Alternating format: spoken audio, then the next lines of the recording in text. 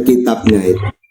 Kalau nggak salah itu Imam Ghazali bilang gini, manusia itu kalau dia baik lebih baik daripada malaikat, tapi kalau dia buruk lebih buruk dari iblis. Kok bisa? Iya, kalau dia taat kepada Allah baik, kenapa lebih baik daripada malaikat? Kalau malaikat baik wajar, nggak punya nafsu dia. Ini dewa punya nafsu tapi dia baik luar biasa, berarti kalah malaikat. Yoi. Nah, iblis kalau dia buruk lebih buruk daripada iblis. Karena apa? Seburuk-buruknya iblis tidak menyekutukan Allah gitu loh. Lah manusia. Disuruh sujud apa kata dia, ya la ilaha illallah. Makanya dewa mungkin pernah dengar ya. Iblis itu bilang gini ke Fir'aun itu. Wahai Fir'aun, kamu tuh hebat, lebih hebat daripada saya. Kok bisa? Kata Fir'aun. Loh, saya lo udah berani ngaku Tuhan. Kamu itu ada itu gitu. Betul itu ada sejarahnya yang mengatakan demikian, bahwa sungguh engkau telah mengalahkanku hai Firaun. Aku menyerah padamu, aku kalah. Nah, yang bodoh lagi manusia yang mentuhankan manusia. Manusia ngaku Tuhan aja itu buruk banget ya. Ya, sebenarnya saudara kita dari umat Isa Al-Masih itu salah memaknai wahyu. Lantaran dia bisa menghidupkan orang mati, lantaran dianggap dia Tuhan, karena hanya Tuhan yang bisa menghidupkan orang mati. Padahal itu mukjizat. Itu baru datang. Ban Markman.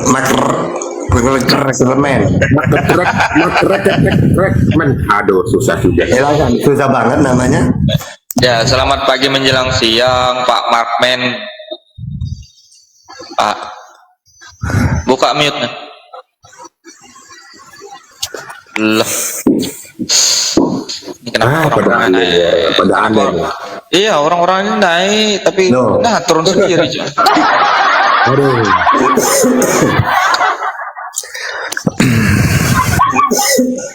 Ternyata saya itu lebih Kristen daripada orang Kristen ya. Ya.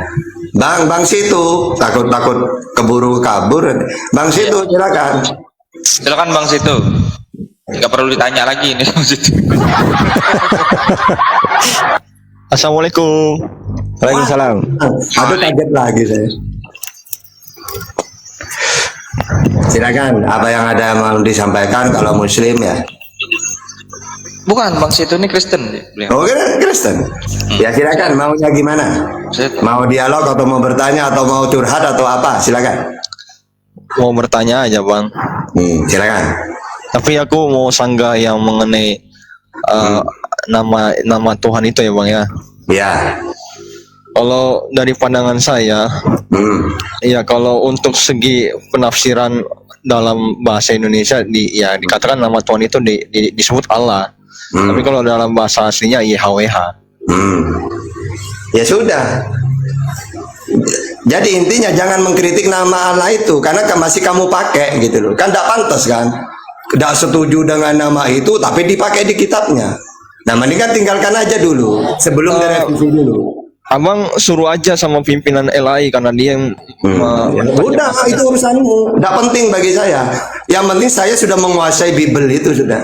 Gitu. Oke. Sekarang mau nanya apa? Silakan.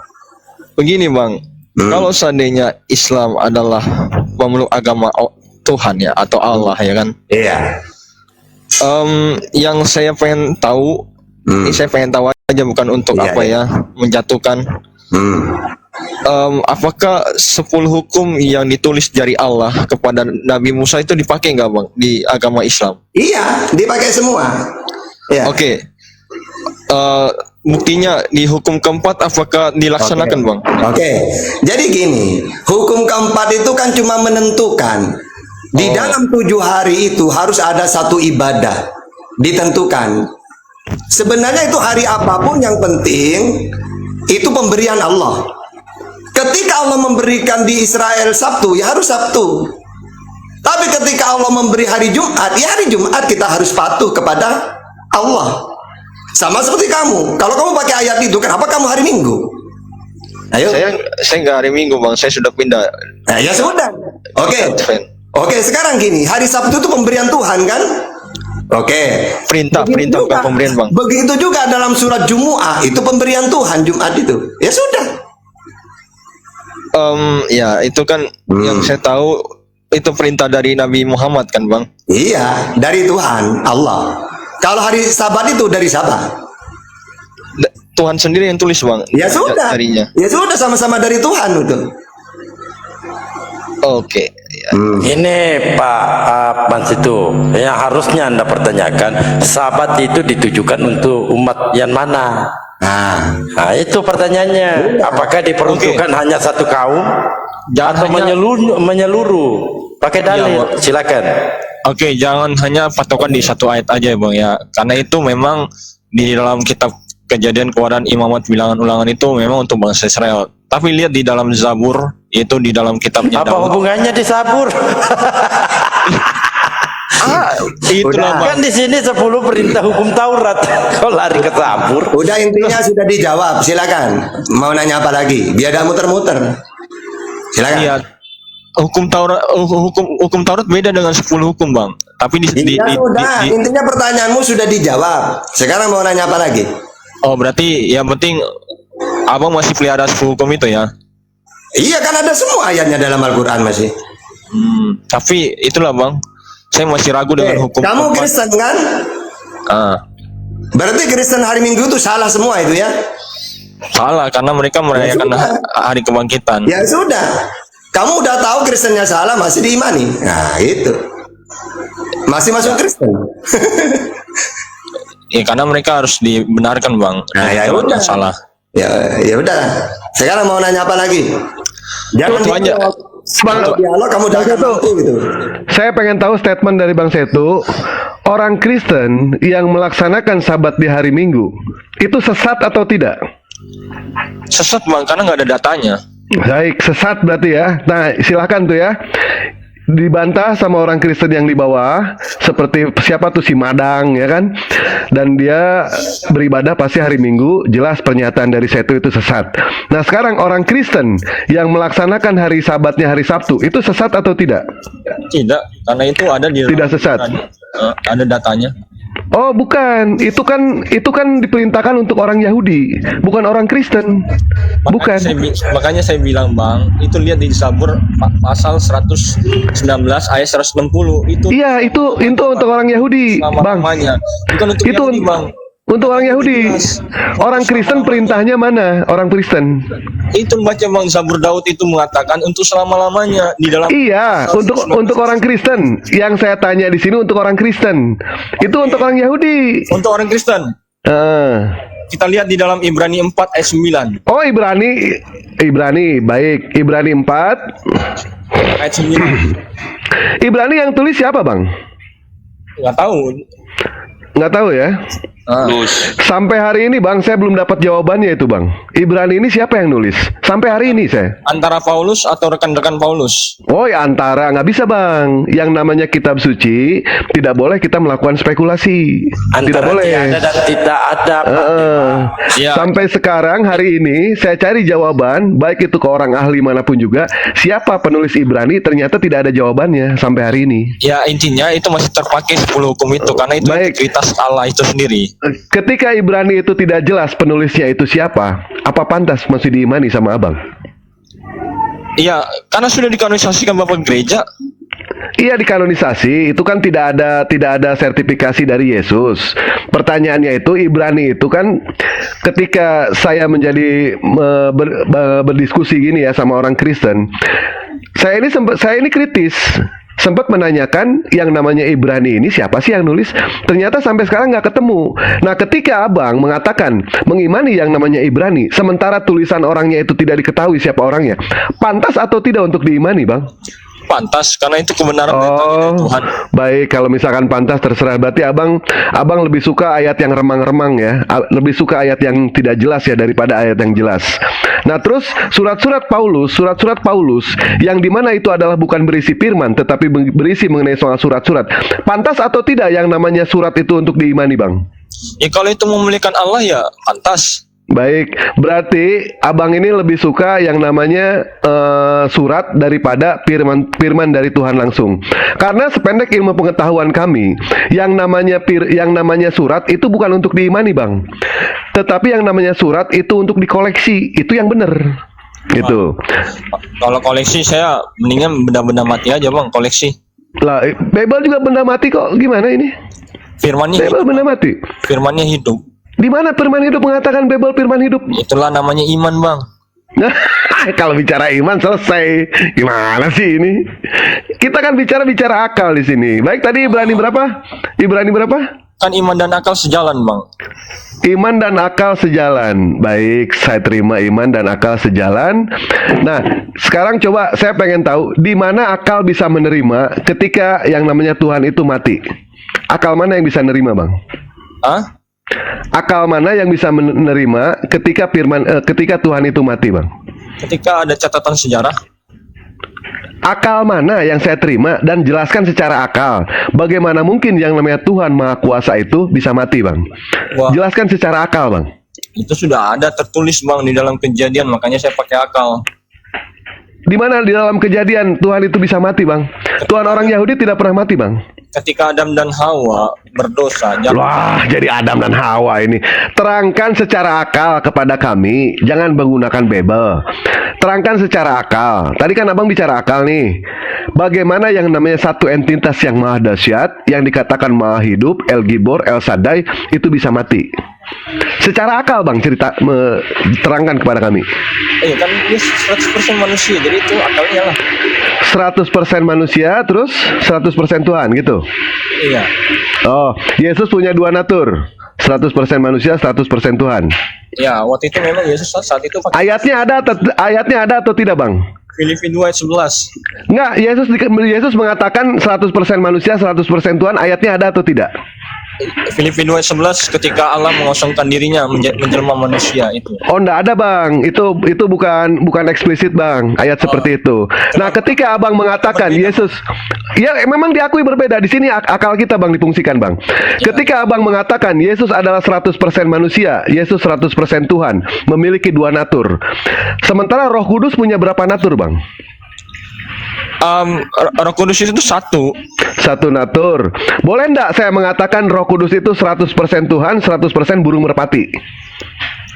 Apa? 100% Tuhan, 100% burung merpati. Itu kan kalau burung merpati kan penglihatan. Iya, boleh enggak saya mengatakan seperti itu, Bang? Oh, boleh sih, itu kan kebebasan Anda. Oh, baik. Berarti Yesus punya dua natur. Sebenarnya Yesus bukan dua natur, Bang, tapi Yesus tiga natur. Abang taunya itu karena itu adalah doktrin dan ajaran bapak-bapak gereja. Sementara Yesus tidak pernah mengakui kalau dirinya 100% manusia, 100% Tuhan. Dan Roh Kudus ternyata punya dua natur juga. 100% Tuhan, 100% seperti burung merpati. Nah, sekarang Bapak punya berapa natur, Bang? Bapak. Satu. Allah Bapa punya 4 natur, Bang. Punya 4 natur, ya. Kalau abang baca dari Kejadian sampai Wahyu. Kenapa? Karena pihak orang-orang gereja hanya mengatakan Yesus 100% Tuhan, 100% manusia. Sementara yang namanya orang-orang gereja tidak pernah mereka itu merumuskan Bapa itu punya berapa natur dan Roh Kudus punya berapa natur. Roh Kudus 2 natur, jelas di situ. 100% Tuhan, 100% burung merpati. Ini anak gua bangun lagi. Lanjut. Anak bangun. Lanjut. Oke, Bang, terima kasih untuk ilmunya, Bang. Tapi mohon maaf, Bang, kita memang berbeda ya. Kalau dalam kata nama Tuhan itu ada proper name, ada nama Tuhan sendiri. Jadi beda nama proper dengan nama gelar. Kalau gelar seperti Ar-Rahman, Al-Malik, Ar-Rahim, itulah gelar. Tapi bagi orang Islam itu adalah nama Allah, ya kan? Allah. Gelar, Bang. Bukannya 99 itu nama kalahan. Itu gelar, Bang. Sifat Allah. Itu sifat Allah. Asmaul Husna. Apa bilang sifat? Iya, itu bukan. Maksudnya itu Asmaul Husna. Apa bedanya dengan kami Elohim dengan YHWH? Loh, abang di sini bicara gelar atau bicara apa, Bang, tadi, Bang? Abang kan bicara gelar kepada kami tadi, menyebutkan gelar. Itu gelar Allah. Maksud betul. Saya, ketiga nama itu, makanya ada Yesus, ada Allah Bapa, ada Allah Roh Kudus itu. Itu sebenarnya kepribadian aja, Bang, tapi itu tetap satu. Di mana dikatakan satu itu bang mereka bang? Aku dan Bapa adalah satu, itu di dalam Efesus berapa itu, Pak? Satu apa? Satu apa? Satu kesatuan. Nggak ada bang pernyataan seperti itu. Satu pekerjaan, bukan satu kesatuan. Nggak ada. Abang jangan nambah-nambah ayat. Nggak boleh. Silakan bapak abang baca ayat selanjutnya. Di situ satu kesatuan atau apa? Satu komplotan, satu apa? Bukan. Tetapi satu pekerjaan. Itu yang benar. Kalau misalkan mereka dikatakan satu, bagaimana di dalam Matius 3 nomor 17 ketika Yesus dibaptis? Yesus dibaptis, Yesus melihat burung merpati dan terdengar suara dari surga. Itu tiga bang, tiga entitas. Di mana dikatakan satu? Satu kesatuan. Nggak ada. Jadi jangan nambah-nambah ayat ya. Nggak boleh bang nambah-nambah ayat. Itu doktrin bang. Oke. Intinya ya Yesuslah yang akan menghakimi Dajjal itu, Bang. Dialah Allah. Yesus menghakimi. Kalau saya bisa menunjukkan ayat, ternyata Musa menghakimi, bang. Gimana, bang? Itu kan waktu dia jadi manusia, Musa itu. Waktu zaman manusia. Memang sejak kapan Musa jadi Tuhan, bang? Maksud saya, dia tuh jadi manusia bisa menghakimi setan. Tapi untuk di akhir zaman, mana ada, bang? Itu Pernyataannya maksudnya. bukan seperti itu. Baca Nggak di usah ngada-ngada di sini, bang. Nggak usah ngebodohin. Kitab Wahyu pasal 22, Bang. Mohon maaf ya, Bang. Itu jelas bahwa Yesus akan menghakimi Dajjal. Yesus menghakimi Dajjal. Maksudnya gimana? Menghakimi Dajjal itu seperti apa? Di dalam Wahyu Maksudnya- Wahyu pasal 14, dia akan menghukum dengan api yang membara itu, Bang. Maksudnya Yesus turun lagi. Yang ketiga kali. Yang kedua nanti dia akan menjemput orang-orang yang setia kepada dia. Oh, Yesus akan turun yang ketiga kali. Ketiga Ya. kali tujuannya untuk Membinasakan Dajjal itu. Hati-hati, membinasakan Dajjal. Coba abang baca di Ibrani 10 nomor 12, bang. Ibrani 10. Ya, Ibrani 10 nomor 12.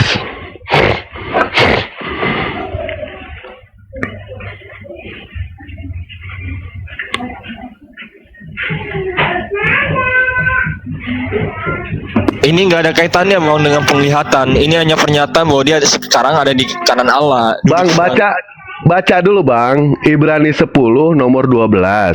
Iya, saya sudah baca. Di situ dijelaskan, tetapi ia setelah mempersembahkan hanya satu korban saja karena dosa, ia duduk untuk selama-lamanya.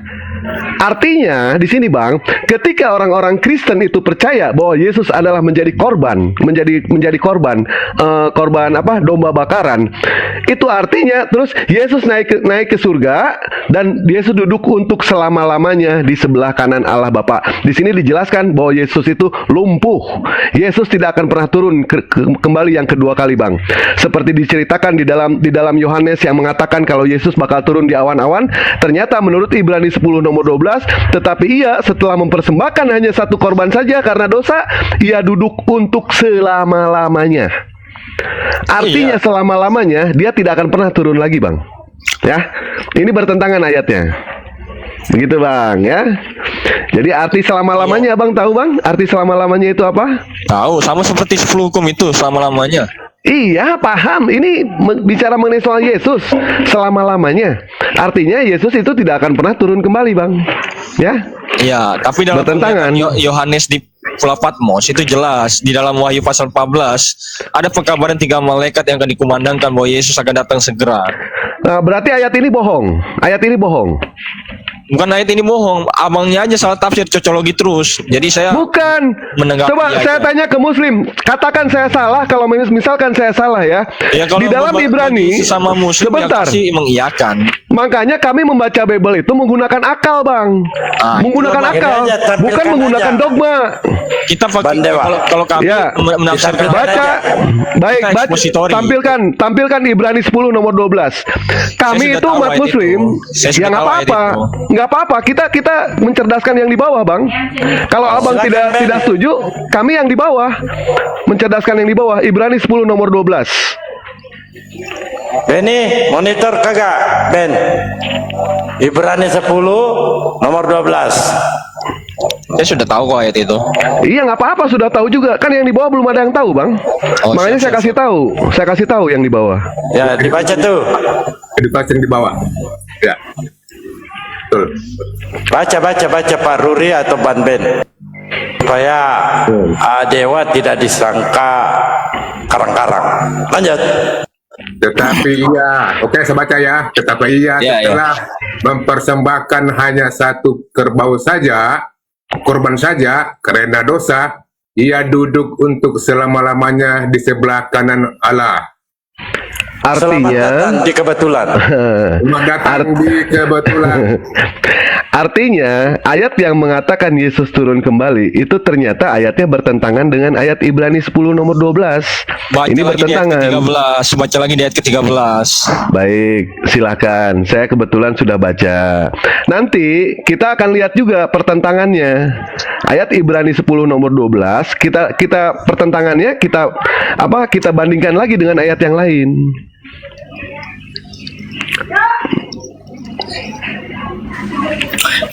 Dan Dan sekarang di mana musuh-musuhnya akan dijadikan tumpuan kakinya, di mana dia dikatakan di sini turun kembali. Dia hanya menantikan saatnya saja.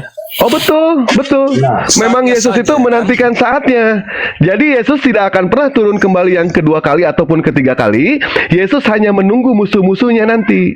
Betul itu. Pernyataan Iya, jelas. seperti itu. Nah, berarti artinya Yesus tidak akan pernah turun lagi. Itu Dia pandangan duduk. Anda. Bukan pandangan, ini ayat loh ini. Ini dalil. Tumpuan kaki itu jelas itu, jadi dialah yang menghakimi Dajjal itu turun ke dunia karena setan di dalam dunia ini, Bang. Maksudnya bukan itu maksudnya. Salah. Itulah Bang, kita berbeda filsafat kita karena filsafat Abang dari Arab. Oh, Filsafat Abang dari filsafat Bapak pakai doktrin, filsafat kami Nggak, pakai saya pakai akal. doktrin. Pakai Saya nggak akal, pakai Bang. doktrin. Ya. Saya Kalau pakai selalu- akal, saya selalu bedakan pakai akal antara dan iman. ketika yang namanya membaca pakai akal dengan menggunakan doktrin itu jangan samakan, Bang. Iya, iya, itu bagi Jadi Abang. Bagi jangan Abang mengatakan kami doktrinnya dari Arab, Abang doktrin dari Yunani. Oh, nggak bisa seperti itu. Sama, Bang. Mari kita baca sama-sama Iman dan di sini. perbuatan itu sejalan. Perbuatan Iya, itu juga pakai setuju. akal. Setuju, Dan setuju. Itu berhubungan dengan mediasi kepada Allah. Dan kalau Coba, tidak ada iman dan menurut- perbuatan sama aja nihil. Ya, setuju. Nah, Ayo sekarang udah. coba Pak Beni baca ayat itu, Pak Beni. Menurut Pak Beni, ketika yang namanya Yesus mengatakan, tetapi ia setelah mempersembahkan hanya satu korban saja karena dosa, ia duduk untuk selama-lamanya di sebelah kanan Allah. Artinya duduk selama-lamanya, dia akan berdiri lagi atau tidak? Dia akan turun lagi atau tidak? Ya, bahkan untuk turun saja tidak akan lagi dia, karena dia hanya duduk. Untuk berdiri saja dia tidak akan lagi, apalagi turun gitu loh. Berdiam diri, nggak turun lagi. Ya, oke. itu. Saya hanya terima Ini aja kan- pandangan kalian. Ya, ini kan duduk untuk selama-lamanya. Bahkan dia untuk berdiri saja tidak akan lagi, apalagi turun untuk kedua kalinya, kan begitu, Pak? Itu aja betul. pandangan kalian. Ya, oke. Loh, saya kok terima. pandangan sih? Kok Itu kan akal pandangan? kalian. Itu kan akal kalian. Loh, ini kan ayat. Itu kan akal kalian. Kan kata kalian Jadi akal. gini, Bener nggak? baik-baik. Sekarang begini, ketika Anda membaca ayat ini, Anda percaya Yesus turun lagi? Iya, percaya. Percaya, berarti ayat ini salah. Kan udah. Kan ayat ini salah. Itu namanya filosofi, Pak. Loh, filosofi mana? Coba hadirkan orang filosofi di sini mengartikan Kalau ayat ini. baca ayat itu satu perikop, jangan per ayat. Bakar salah itu. Aneh ya, kita menampilkan dalil. Coba tunjukkan itu judulnya apa? Persembahan yang sempurna. Itulah jelas. Nah, sekarang Kenapa dibilang Pak Beni, tolong sekarang dibuka Kisah Para Rasul 7 nomor 55. ayo udah intinya Bang, saya sudah tahu bahwa Islam tidak mau Iya, nggak apa-apa, Islam nggak itu apa-apa. memelihara Kita- 10 hukum ya. Ya, kita mencerdaskan yang di bawah saja, nggak apa-apa. Hanya itu Ya. aja yang saya mau tanya, Baik, Bang. siap. Coba, Nggak masih ada apa-apa, waktu nggak apa-apa. lagi. Pak Saya mau- Pak Beni, tolong dibuka Kisah Para Rasul 7 nomor 55. Saya izin pamit, Bang, karena Iya, silakan, waktu silakan. saya sia-sia untuk membahas ini. Karena Iya, iya, saya kami sudah juga tahu. nggak ada waktu untuk menerangkan kebenaran kepada ente. Tidak ada waktu kami juga. Oke, terima kasih, Bang. Sama-sama. Assalamualaikum. Alaikum.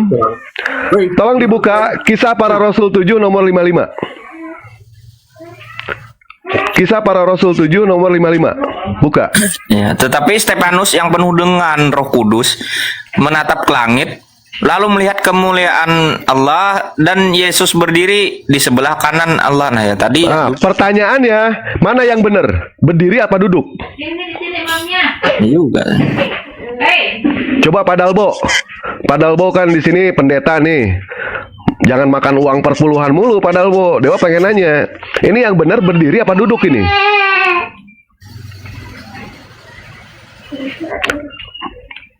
Padahal Bo, Tadi dikatakan duduk selama-lamanya ya. ah, Berdiri Kang ya? Berdiri nggak? Wah, Bang Dewa. kenapa? Berdiri ya? Ya, berdiri. Tadi di dalam Ibrani dijelaskan Yesus duduk. Nah, di kisah para rasul, Stefanus yang dianggap penuh dengan Roh Kudus menatap ke langit-langit, melihat kemuliaan Allah dengan Yesus berdiri di sebelah kanan Allah. Jadi yang benar berdiri apa duduk? Apa jongkok? Kontradiksi dong. Iya, kontradiksi. Makanya Bible itu terlalu banyak intrik, terlalu banyak kontradiksi. Jadi dia harus berani mengatakan salah satu ayat ini salah. Betul. Betul. Salah satu ayat ini salah. Di Ibrani dikatakan duduk, sementara di dalam kisah para rasul dikatakan berdiri. Antara duduk dan berdiri jelas itu dua makna yang berbeda. Begitu ya. Mencari pembenaran dia bagaimana? Mencari pembenarannya di mana? Harus bisa menyalahkan salah satu ayat ini. Harus bisa menyalahkan mana yang salah di sini. Stefanus yang salahkah atau Ibrani yang salah? Baru selesai diskusi. Baik, lanjut. Ini anak-anak tunggal Pak Dewa. Ini satu keluarga ini bisa selamatkan ini. Ya, silakan anak tunggal. Selamat siang. Mau bertanya atau mau berdiskusi? Mau bertanya, di sini ada Pak Tahta. Silakan. Halo, anak tunggal, selamat siang. Kenapa Bang? Ayo, apa yang ini mau dipertanyakan? Ada masalah apa yang mau ditanyakan? Ayo. Ini Bang, kalau tadi di Ibrani, tadi di kisah para rasul berapa nih? Ayat berapa nih? Kisah para Rasul 7 nomor 55. Sekarang di Ibrani berapa tadi Bang Dewa? Ibrani 10:12 ya? Berarti berapa? Lupa juga saya tadi. Ibrani 10:12. Ya, 10-12 tuh tadi. Di situ kan bilang kata berdiri di sebelah kanan Allah Bapa yang Maha Kuasa. Kan kalau di surga kan Yesus kan bisa juga duduk, bisa juga berdiri. Tapi artinya bukan duduk selama-lamanya gitu Bang. Kan dia juga bisa berdiri dia. Ini gimana sih ini baca? Coba Ibrani 10:12 tampilkan dong. Apanya? Ibrani 10:12. Hanya ke dewa, apanya bisa berdiri gitu. Coba Pak Benny tampilkan lagi. Tampilkan lagi Ibrani 10 nomor 12. Nah, di dalam Ibrani 10:12 ya anak tunggal ya. Tetapi ia setelah mempersembahkan hanya satu korban saja karena dosa, ia duduk untuk selama-lamanya. Ini ada tulisannya, selama-lamanya. Artinya Yesus tidak akan pernah berdiri, tidak akan pernah jongkok, tidak akan pernah push up, tidak akan pernah squat jam, tidak akan pernah ngesot.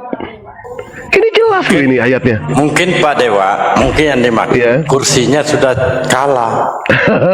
Sehingga dia berdiri sejenak untuk dibenahi lagi. Lapuk ya Bandelbo. Kayunya dia lapuk kayak kursinya, ya. Kan namanya kursi didudukin kan tentu ada batasan waktunya. Nah, setelah dia berdiri duduk lagi. Baik Pak anak tunggal. Mendingan anak tunggal bertanya saja mengenai soal Islam, belajar saja soal Islam ke Pak Tahta ya. Jangan bahas Bible. Kami tidak mau menyerang sama orang yang santun. Kami tidak mau menyerang. Silakan tanyakan Bible, tanyakan Al-Qur'an kepada Pak Tahta. Silakan ya. Silakan bertanya, saudaraku Kristen sama Ustaz Tahta. Ayo. Nanya hal-hal yang berdiri, nanyanya ke dewa. Cocok. Pertanyaan saya gini Bang, perbedaan Nabi Isa dengan Yesus itu gimana? Ya, bagus itu, bagus. Bagus itu pertanyaannya. Silakan Ustaz Tahta dijawab. Perbedaan Isa dengan Yesus. Nah, jadi Yesus dan Isa itu nanya perbedaannya apa? Gimana? Iya perbedaan, misalnya di dalam Al-Quran gitu. Iya. Jadi kalau kita pakai Al-Quran ya, Yesus itu ya Isa itu. Surat Hud 120. Wa kullan aqussu 'alaika min naba'ir rusuli ma nusabbitu fu'adak. Atau dalam Al-Quran wa rasulan qad qasasnahum 'alaik min qabl wa rusulan lam nasushum 'alaik. Jadi nabi-nabi terdahulu itu diceritakan oleh Allah supaya Nabi Muhammad tahu bahwa dia bukan nabi yang pertama. Ya. Ada nabi-nabi sebelum dia, termasuk Isa itu. Ya Isa Yesus itu. Kalau berbeda ngapain dibahas? Gitu. Karena Isa itu ajarannya disesatkan oleh orang-orang setelahnya, diluruskan oleh Al-Quran. Ya, persamaannya dulu. Ya, pertama sama-sama utusannya Allah untuk Israel. Karena dalam Al-Quran itu warasulan ila bani Israel. Ali Imran 49, Saf ayat 6, Al-Zuhruf ayat 59. Diutus untuk Israel. Ya di Bible juga sama, diutus untuk Israel. Matius 15:24, Yohanes 17:9, Matius 19:23. Di Al-Quran dia seorang nabi. Ini Abdullah atani Alkitab wa ja'alani nabiyya. Di dalam Bible dia seorang nabi juga. Markus 6 ayat 4, Yohanes 6:14. Di Al-Quran dia diberi ajaran kitab. Waliyakum alal injil bima anjalallah. Di dalam Bible sama, dia diberi ajaran ya. Yohanes 12:50 atau Yohanes 17 ayat 7. Di Al-Quran dia itu mentuhankan hanya kepada Allah. Innallah wa rabbi wa rabbukum fa'budu. Ya, dalam dalam Bible juga sama. Nah, mengenal engkau satu-satunya Allah yang benar, atau hai Israel, Tuhan Allah kita. Ya. Maksudnya Tuhannya Yesus dengan Tuhannya mereka sama, yaitu Allah. Kalau dalam Al-Quran, innallaha, sesungguhnya Allah, huwa rabbi, Tuhanku, wa rabbukum, dan Tuhanmu. Nah, berarti sama dengan hai Israel, Tuhan Allah kita. Gitu. Ya itu, terus dia dalam Al-Quran ya menyembah hanya kepada Allah, ya sama. Di Bible juga gitu. Nah nanti kalau ada perbedaan itu hal-hal sejarah. Ya, misalnya tempat kelahiran di mana itu tidak masalah. Ya, intinya kalau orang Islam harus mengatakannya sama. Bedanya apa? Bedanya Kristen menganggap dia Tuhan, kalau Islam menganggap dirinya utusan sesuai pengakuan Yesus. Nah, kalau Kristen kan mentuhankan Yesus cuma imani saja. Tidak punya dalil itu. Gitu loh. Ya. Makanya diluruskan oleh Islam itu. Ya, makanya Islam juga menguasai Bible gitu loh. Silakan. Oh gitu. Oh iya, ya, ngerti. Begitu yang kalau menurut Islam yang disalibkan itu Yesus atau bukan? Oke. Kalau menurut Islam. Kalau kita kan. Oke. Bedanya menurut sejarah Markus, Lukas, Yohanes dia mati disalib itu Yesus. Dalam Islam bukan. Nah, mana yang benar? Kita pakai data. Secara logika Islam mengatakan dia bukan Yesus yang disalib karena Tuhan memuliakan Yesus. Nah, kalau Kristen mengatakan itu Yesus yang disalib karena pinginnya Yesus itu mati terkutuk. Nah, sekarang perbedaannya apa? Perbedaannya menurut Kristen, karena yang disalib itu Yesus, berarti Yesus orang terkutuk. Menurut Islam, karena yang disalib bukan Yesus, berarti Yesus orang mulia gitu loh. Ya. Nah sekarang secara logika pilih yang mana? Kalau memilih Yesus itu tidak mati disalib, berarti memuliakan Yesus. Kalau kita percaya Yesus itu mati disalib, berarti Yesus manusia terkutuk. Galatia 3:13. Terkutuklah, nah, gitu. Manusia yang disalib itu. Nah, tinggal sampean mau mengatakan Yesus itu terkutuk atau tidak. Kalau tidak, ya sudah, jangan diimani itu Yesus yang disalib itu, gitu. Silakan. Oh, oke. Iya bang, ngerti. Cuman tanya itu aja bang.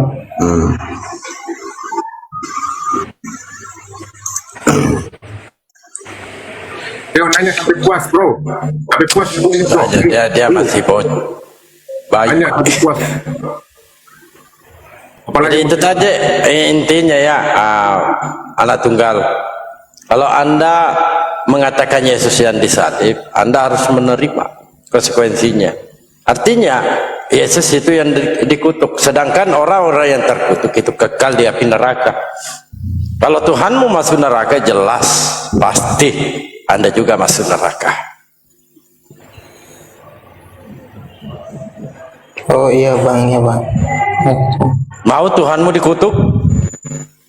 Nggak mau bang, karena Kalau Tuhan. nggak mau, jangan Yesus yang disalib. Mending Yudas.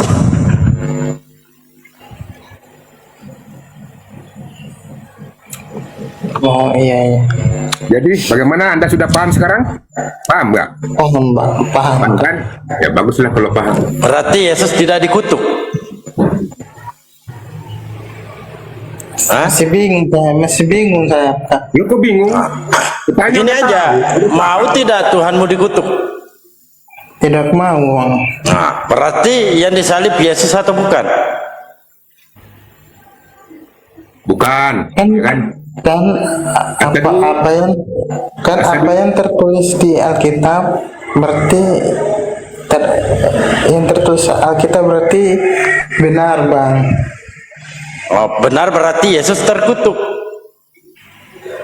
Masa sih Tuhan kamu dikutuk? Ah, yang enak, yang bagus, yang Kalau enak. benar Yesus yang disalib berarti Yesus terkutuk. Mau Yesus terkutuk? Gak mau bang. No, enggak. Berarti Yesus tidak disalib. Pusing dia. Pusing dia, pusing. Awal Dia mau menerima disalib, dikutuk. kan yang di bawah jangan cuma tapping ya, naiklah. Enak. Ya, silakan. Mau nanya saja boleh, mau dialog sudah kami siapkan semua itu. Mau ngeyel silakan. Mau Boleh, nanya silakan, boleh di sini. silakan.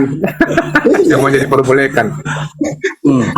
Kami sudah mempersiapkan bagaimana cara kami menyikapi orang-orang ini yang datang.